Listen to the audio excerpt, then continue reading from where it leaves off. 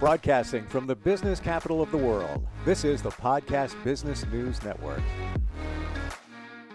Hey, you ever think about your dog, your cat, your pet, and how you feel that they're picking up on you? Like you're thinking something and you'll look in their eyes and then you'll think to yourself, I think they really know what I'm thinking. They do. And we're going to talk a little deeper about that, how animals think today, kind of a pickup from where we left off last time. We were with Vicki Draper, who is a animal communicator and author. She's a energy healer for animals, and she's back with us. Hi, Vicki. Hi. Good to have you here. Yeah, it's great to have you here. Do you want to talk about energy? Now, we left off there, and we were going to clarify something the last time we got together. Yes, because we were talking about energy and how our pets take on our energy. They're like little empaths and sponges, and that it's important to get them cleared and balanced because so they don't have to carry it, and it's not theirs to carry. And then we had talked about it being negative energy, and I made the comment that I like to think of it as heavy energy. Well, the important, whether you call it negative or you call it heavy, the deal is it does have negative impacts if you don't deal with it. Yeah. And yeah, it's long lasting negative impacts. And so I just wanted to make that distinction and that clarity because it is very important. And my own cat, Tasha, who I had for over 19 years, many life travels and experiences, taught me this because when I would get extra stressed, she was like my barometer. She would quit sleeping with me and throw up. I'd take her to the vet. Nothing's wrong. Well, there is something wrong. And after enough vet visits, and I'm like, okay, I've got to find out a different thing. So when I started clearing her and clearing me and managing my energy, she didn't throw up. Wow. Yeah. I never even connected that. And how many times have we had pets that they threw up and you're like, why are they throwing up? Take them to the vet. They don't see anything wrong. Put them on meds, different medication. But did we analyze the situation in the living environment that could have led up to that? And now Right. I'm trying to think back to all the times that any of my pets got sick and were exhibited signs of, I guess, would be stress. Throwing up is potentially one of them. Wow. Yeah. And so that's why I'm a really big component of educating and getting, the word out about your animals really need to be cleared. And then you had mentioned that dogs a lot of times are more grounded because they're all four paws. And that is true. When they're outside, they're getting, they're running on the earth and they're getting that out. Sometimes it still can get stuck, but especially for animals that are indoor and they don't get a lot of outdoor exposure, even more critical because they're confined in our energy space and our environment and not having a good place to purge it. And so, we really want to take extra good care with them. It's extra important. Yeah. And especially if you have an indoor cat, there's going to be less opportunity for that extra activity to expend that energy. And it could be, I'm going to say it, negative energy from, let's say, the stress of your house, things that are going on. So yeah, that's something to definitely be aware of. How does that stress impact animals any other way? And are they aware of it? Or are they just, I'm not feeling good today, I'm going to throw up? Yeah, see, they're in the moment. It's like, oh, I'm sick, throw up. And then my own cat, I have two cats, Spirit and Sapphire, and they each take on my stuff for different ways. If I'm not feeling well, Sapphire is right there with me. Spirit is my normal daily. Well, he signed up to be my helper in my business, and he's on the cover of my second book there, you can see.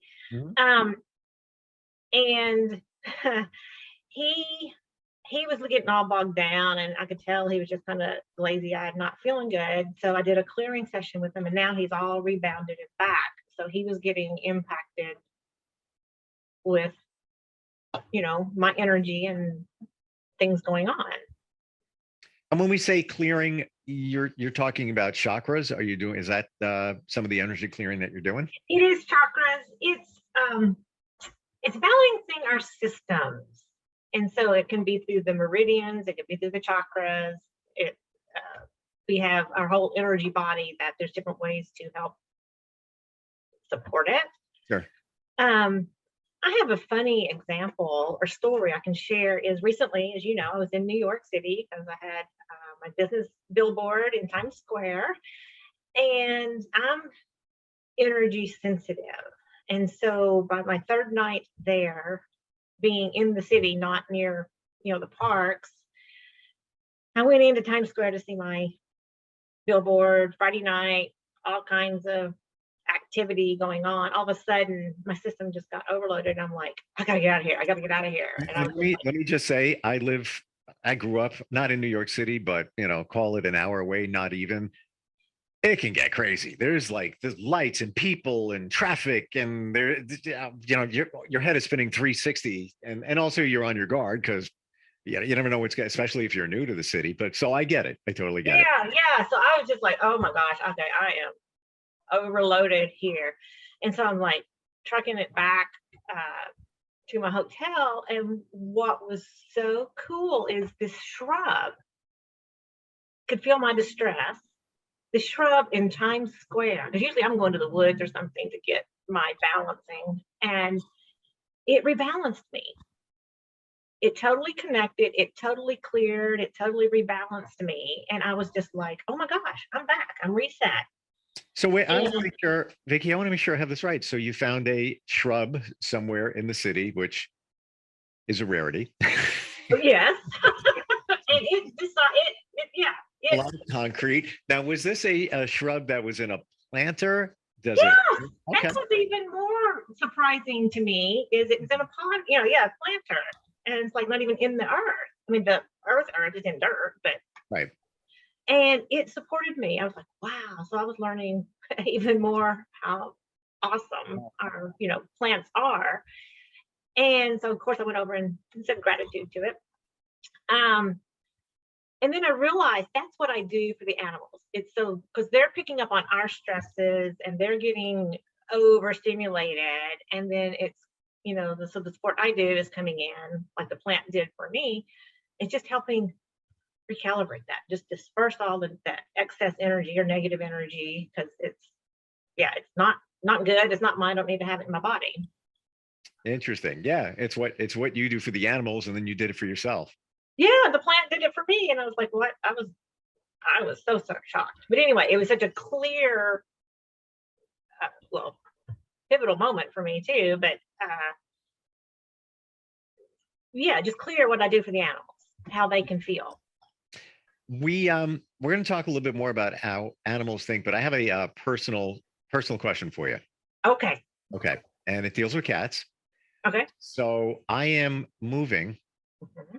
and my daughter wants to get. I already have 2 cats, but she wants to get another one. She wants to get a kitten, and I don't need to go into the detail of why and all of that. How do you choose one? Because I'm at that point now, and she wants a big fluffy one, which is like a Maine Coon or something like that. And there's so many up for adoption now. It's like kitten season. Any recommendations for anybody that's looking for a pet? Okay, this is a big question, big topic, because if you have existing animals, it's very important to get their opinion. Because if they don't want an extra animal, there's going to be all kinds of havoc, and life is not going to be good, or as peaceful as you think of. Oh, let's get this nice, cute, fluffy kitten. And so that's one of the things I do support, is helping talk to the existing animals and see, and let them know that they're involved in the process, the decision process.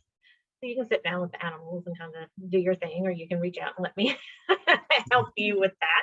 And so the other thing is, when you're picking an animal, realize the lifestyle that you have. Because animals, like and cats, we're talking about cats now, but I mean dogs too, they have their own personality. And so look at the dynamics of what's in your house already, and see if their personality is going to be a good fit. So you probably don't want one that's going to be like an alpha coming in and trying to take over, because that's going to disrupt everything. And the people I truly have a question about that because Okay. I'm wrestling with what you just said. Um, Kitten versus cat. If you have Okay. a cat that's a couple of years old, you have a better idea of what the personality is and how it's going to react. How do you do that with a kitten? Well, the people that are working with them, they can tell by their play methods and how they're interacting with, especially like if they're in a in a facility that where they're going to be adopted, they're gonna be knowing Hmm, that those kind of things.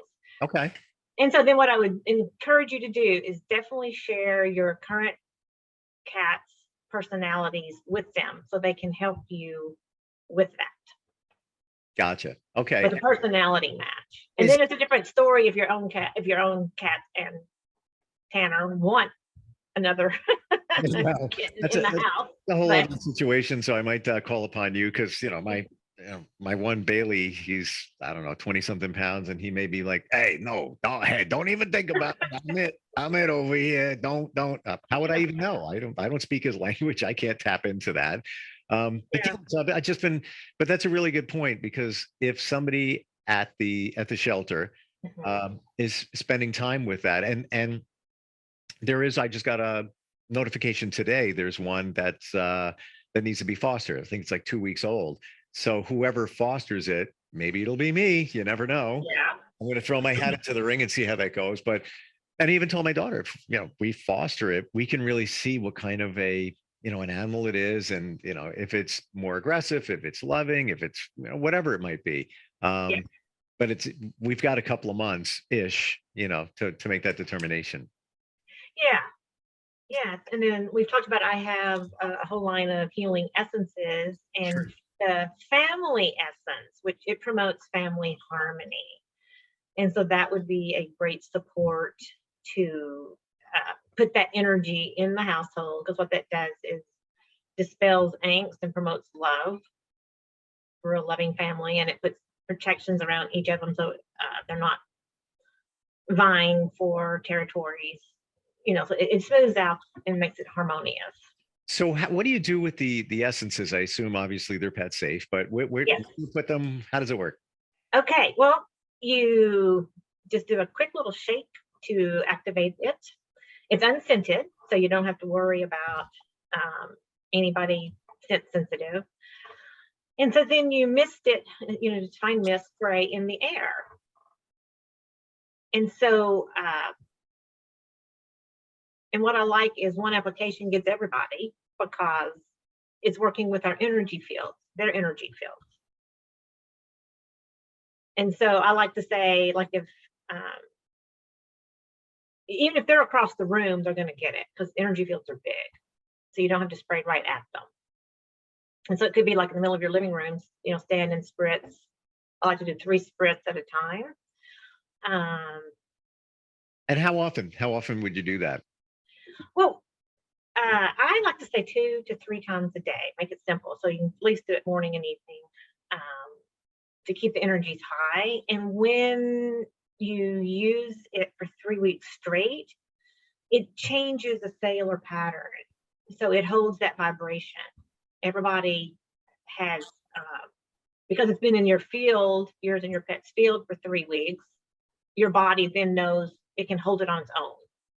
Hmm. So Okay. you've healed the layer. You can use it situationally if there's a little tip, then you can spray it. It's not the same impact of when you use it for 3 weeks straight, then you're actually doing a healing of a layer. That's an interesting thing to think about because let's say you have an argument with somebody in your house. It's like, all right. Exactly. Wow. Okay. I didn't know that they were unscented, and you have a lot of them right on your Yeah, website. I have over 100 Yeah. formulations. And yeah, so the clarity is we keep talking, we're going to do a show, and then we have so many juicy topics that we haven't gotten to the specific show for them yet. Um, and so they work for people and they work for animals. Some of my clients don't have animals, they're spiritually minded. Um, and so I have 2 different lines. You'll see a people line and an animal line. The same, and some essences don't make sense for the animals that they do for people. Um, but the ones that are the same, they're the same formula. So you don't have to buy one for you and then one for your animals. You buy one and it works for both people and animals. And on your website, does it clearly say what it's for and what it does? Yes. Yes, Okay. they're in the essence that they're in alphabetical order. I have started a project, getting it by situation that I haven't gotten it complete. And there is a questionnaire on there that can help if you know narrow down things you might want. But then also that's where you can then have your complimentary assessment with me, and we can work through that.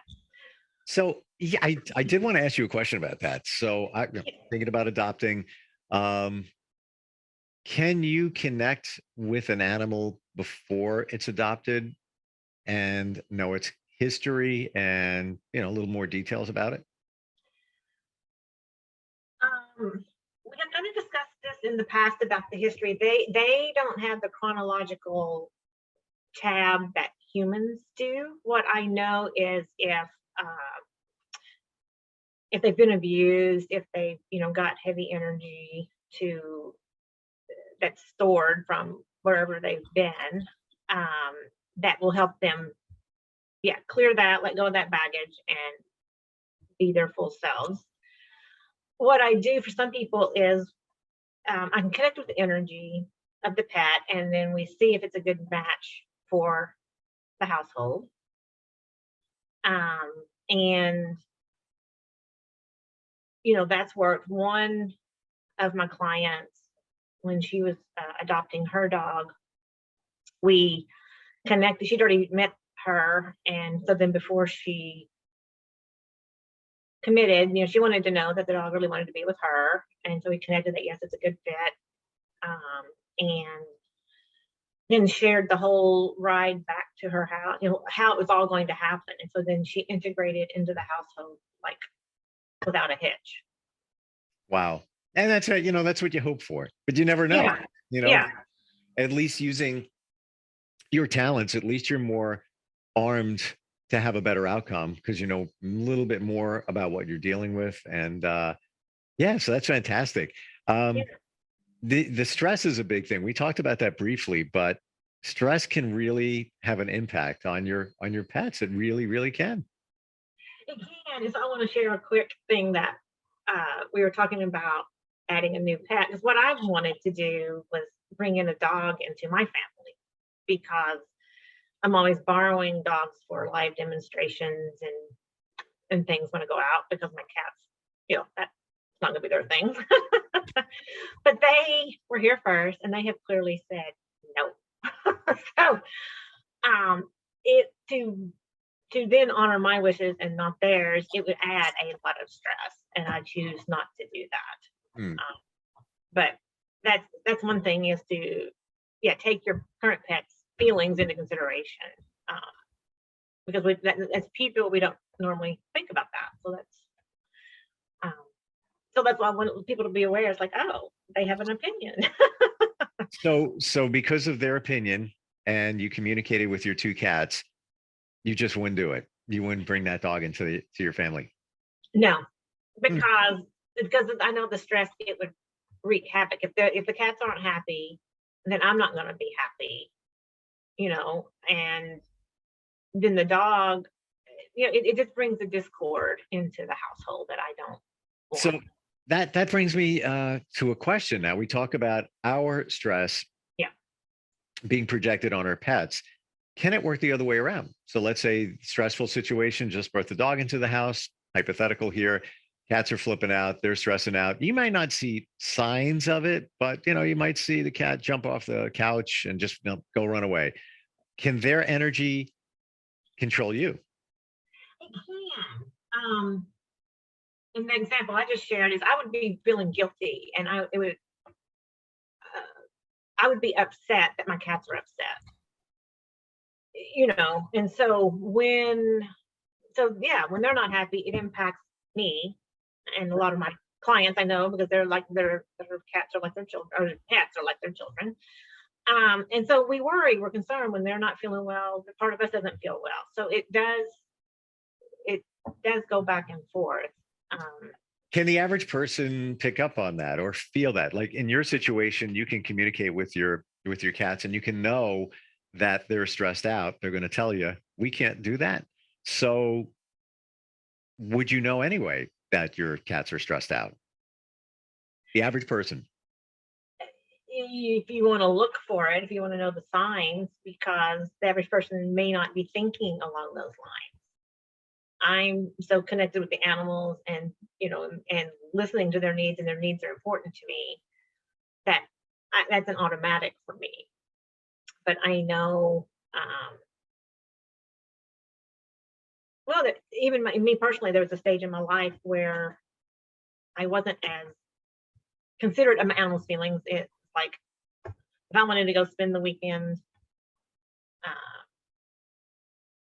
leave them at home a lot and not even think about it. Now it's like I at least connect, let them know what I'm doing. Yeah. It's just a whole different relationship. So a lot of what I teach is what I've gone through myself. Yeah.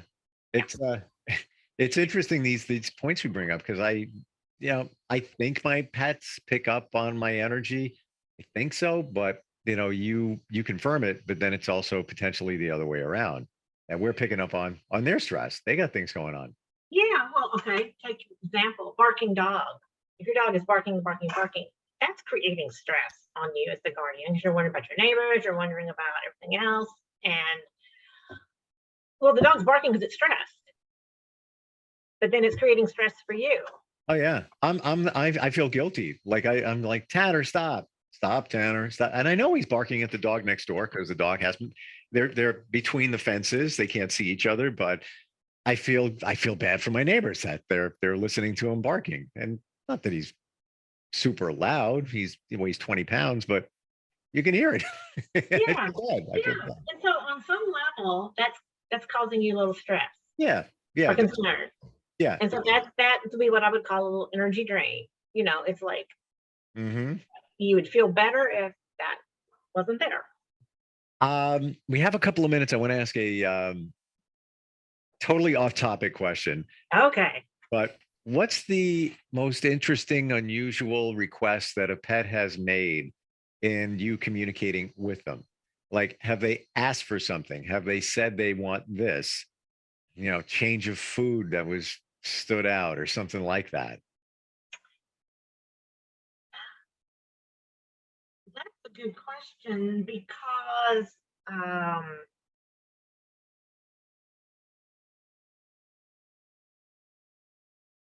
they, in talking with them, it's a little more nuanced. It's not like we would, so yes, they'll like be more treats, or I want the big bone. Yeah.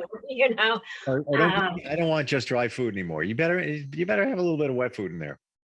And so that's what I'm talking to their bodies to get those kind of information about the food choices, and then their preferences. They let me know what their favorite is, and all of that. And then when you're talking to animals, what the point I want to really share for people is they're simple. And so talking to them is so great because it's all pure. It's a clean, clear connection. It's not when we talk to people how we have to go, oh, do they really mean that? Or are they just saying that? So you're saying that when you talk to them, it's unlike people, it's not complicated. Right. It's direct. Okay, it's direct. Okay, thanks. Yeah. Yeah, because it's like if they're a little growly, it's like, oh, okay, well, let's see what's causing that. And or so it's like, don't take it personally, and we go in and we can let them, we get it turned around. Yep. With people, we hold on to things for years, and we can say one thing, we can say, oh, everything's fine, when underneath the world's falling apart. Well, animals don't do that. It's like, I'm not happy right now, or I'm happy. It's there's resolution, there's a conclusion, and then we move on because they live in the moment, where people live in the past. We're worried about the future. We're worried about the current situation. Yeah. Yeah. And so I got this a lot for a while. I haven't heard it recently, but people are afraid for me to talk to their animals because they don't want their like deepest, darkest secrets shared. They're afraid of what the animal's going to say. And so I want to say animals don't think like that. That communicating with them, that's not what you worry about. They don't even think about. Yeah, they're not gonna tell you what's in the top drawer in your dresser in your bedroom. Okay, don't even worry. Exactly. Yeah. No, your animals are not going to be, divulging anything that you would be embarrassed or ashamed about or anything, because they're simple. Thank you for sharing that, because I always wondered, and that's probably a block in talking to a communicator. Like, what are you going to find out? What do you know? Yeah. We're just about out of time. Your website, healingyouranimal.com. We can go there. There's so much information, so many great resources. We can also learn about the 2 books that you have. But at the very least, if you want to heal your pet, make them feel better, learn what makes them tick. I don't like to use the word tick around pets, but that's my word. We just reach out to you, and you're always available, right, to talk to somebody? Yeah, because I have a place where you can sign up for this assessment, and it has my calendar there, so you can pick the time that works for both of us, and we'll connect. Awesome. Vicki, always great talking with you, and thanks for the insight. And you know what? You answer questions that a lot of us are thinking about and always wondered about the answers, and you make it very clear. Oh, good. Yep, I appreciate it. Yep, we'll talk to you again soon. All righty. Take care. We'll be right back. Are you looking for even more of the podcasts and hosts that you love? The Podcast Business News Network is proud to announce that you can now listen live on the MyTuner Radio and online Radio Box apps for iOS, Android, and the Amazon App Store. Or check us out online. Search for Business News Network on mytuner-radio.com or search Podcast Business News Network on onlineradiobox.com/US so you don't miss a minute of the action.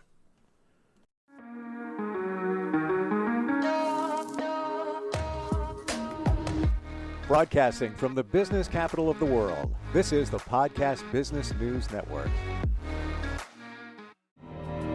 For nearly 2,000 severely injured veterans, everyday life has become filled with barriers. Day-to-day simple tasks can become pretty daunting. I have to carry my chair up 2 flights of steps or have somebody do it for me. What scares me the most is just the falling. When I'm struggling with my house, I think, to have that one great barrier just knocked down, it's crucial. Home for Our Troops is a wonderful nonprofit that builds a mortgage-free, fully adaptive, handicap-accessible house. And there's no catch. It'll be our very first home that we've ever owned. This is a game changer. This is where your life begins again. We need you to join us in completing this important mission. Please visit hfotusa.org and help build homes and rebuild lives. Because of you, everything's going to be okay.